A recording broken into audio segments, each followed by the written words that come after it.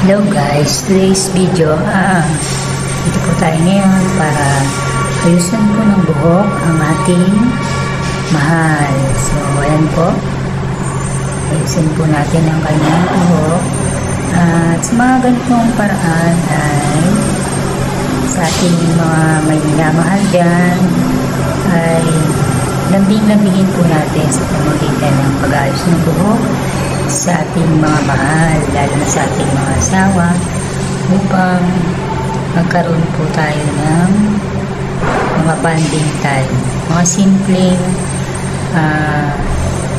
paraan para maipakita natin o maparamdam natin sa ating mahal na nandito lang po tayo. Yan, paglalambing po natin sa ating mga mahal na asawa. Actually guys, di po ako marunong mag-ayos ng buhok. So, tinatry ko lang po. Pasensya na po kayo sa akin. Ayan, titirintas po tayo habang siya po ay nagkakape at kumakain ng kanyang pagkain. So, ayan, ayos-ayos po tayo ng buhok guys. Samahan niyo po ako guys sa kanyang pag-ayos ng buhok. Ayan po guys. Sana maganda po yung kalabasan ng pag-ayos po ng kanyang buhok. So, ayan, ito yung mga paraan po ng paglalambing po natin sa ating mahal na asawa.